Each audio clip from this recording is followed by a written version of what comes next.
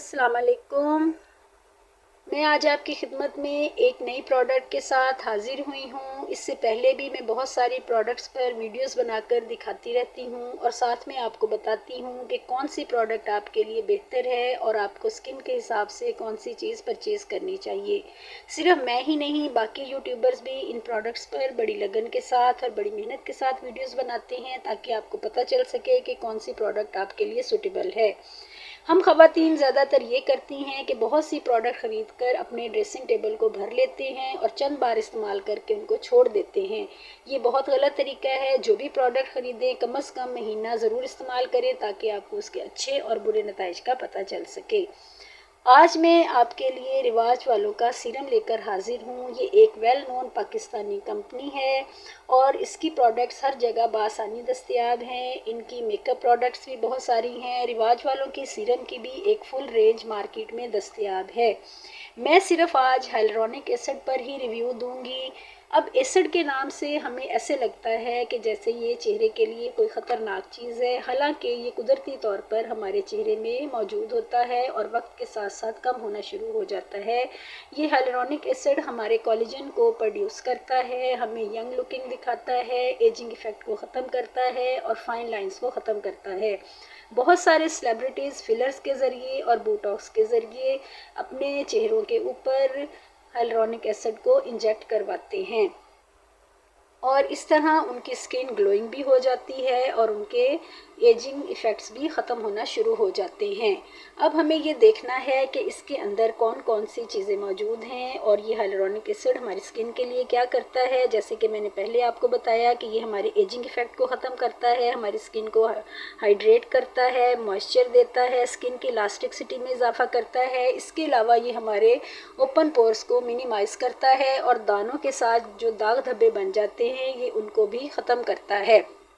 लेकिन उसके लिए ये है कि आप इसका मुसलसल इस्तेमाल करें। ये नहीं कि आपने एक बोतल का इस्तेमाल कर लिया और वो आपकी ज़िंदगी भर के लिए काफ़ी है, तो ये बिल्कुल गलत होगा। ये जो हाइलुरोनिक एसिड है रिवाज वालों का, ये 30 ml की बोतल में दस्तयाब है और आपको हर जगह बआसानी मिल जाएगा। और इसकी जो सबसे अच्छी बात मुझे लगी है, इसमें उन्होंने एक्सपायरी डेट मेंशन की हुई है। ये 2028 में एक्सपायर होगा। लेकिन एक बात का ख्याल रखिए कि जब तक आप किसी भी प्रोडक्ट की सील नहीं ओपन करते तो उस वक़्त तक तो आप उसको रख सकते हैं, लेकिन जब उसकी सील ओपन हो जाती है तो उसके बाद आपने उसको 1 साल के अंदर ख़त्म करना होता है, वरना वो एक्सपायर हो जाएगी।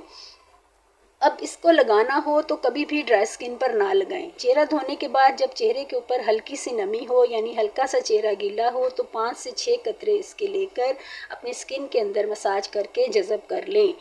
इसकी कंसिस्टेंसी बिल्कुल वाटरी है, रनी है और देखेंगे आप इसके अंदर कोई भी चिपचिपाहट नहीं है।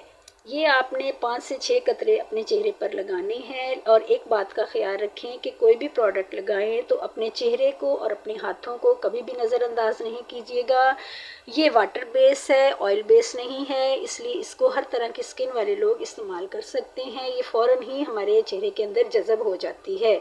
अब ये जो सीरम्स होते हैं ये मॉइस्चराइज़र होता है। अब हम साथ साथ क्रीमी मॉइस्चराइज़र भी इस्तेमाल करते हैं, तो मैं आपको मशवरा दूंगी कि गर्मियों में अगर आप ये मॉइस्चराइज़र यानी ये लाइट वेट जो सीरम्स आप इस्तेमाल करते हैं जब चेहरे पर लगाएं तो क्रीमी मॉइस्चराइज़र इस्तेमाल ना करें, वो फिर ज़्यादा चेहरे को ऑयली कर देगा। अगर आप लगाना चाहें तो बेहतर होगा कि सन ब्लॉक का इस्तेमाल करें, क्योंकि आपने चूल्हे के पास भी जाना होता है, आपने धूप में भी निकलना होता है, तो बेहतर होगा कि सन ब्लॉक लगा लें। अगर आपको कहीं बाहर जाना पड़े तो उसके बाद थोड़ी देर के बाद आप अपने चेहरे पर किसी अच्छे फाउंडेशन को भी अप्लाई कर सकते हैं। सीरम वाले जो मॉइस्चराइज़र होते हैं वो बहुत लाइट वेट होते हैं, उनके मॉलिक्यूल्स बहुत लाइट होते हैं, इसलिए ये बहुत आसानी से हमारी स्किन में पेनिट्रेट हो जाते हैं। जबकि क्रीमी मॉइस्चराइज़र हैवी मॉलिक्यूल्स होते हैं, उनके अंदर वो जज़ब होने में देर लगाते हैं। अगर सर्दियों का मौसम हो तो आप दोनों चीज़ें इस्तेमाल कर सकते हैं, अदरवाइज़ आप सिर्फ सीरम लगाएं और सन ब्लॉक का इस्तेमाल करें। इस सीरम को आप दिन में 2 दफ़ा अप्लाई कर सकते हैं, एक दफ़ा सुबह को लगा सकते हैं और एक दफ़ा शाम को लगा सकते हैं। इससे आपको कोई भी नुकसान नहीं होगा। तो वही बात जो मैंने पहले भी कही है कि आप अपने चेहरे और हाथों पर भी इसका इस्तेमाल करें। इसको आप किसी भी उम्र में इस्तेमाल कर सकते हैं। ज़्यादा बेहतर है कि 25 साल के बाद इसका इस्तेमाल शुरू कर दें। अगर आपकी स्किन डल है तो वो डलनेस भी ख़त्म हो जाएगी, स्किन फ्रेश लगनी शुरू हो जाएगी और ग्लो करेगी। मेरी तरफ से ये रिकमेंडेड है। 2 से 3 हफ्ते के बाद आपको इसके रिज़ल्ट मिलना शुरू होंगे।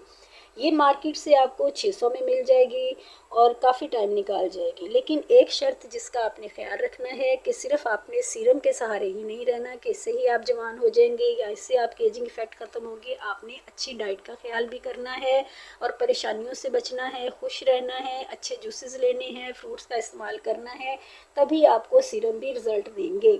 अगर आपको इस सीरम के ऊपर मेरी वीडियो पसंद आई तो प्लीज़ लाइक करने में और सब्सक्राइब करने में कंजूसी से काम मत लीजिएगा, क्योंकि आप व्यू तो कर लेते हैं लेकिन लाइक भी नहीं करते और सब्सक्राइब भी नहीं करते। शुक्रिया।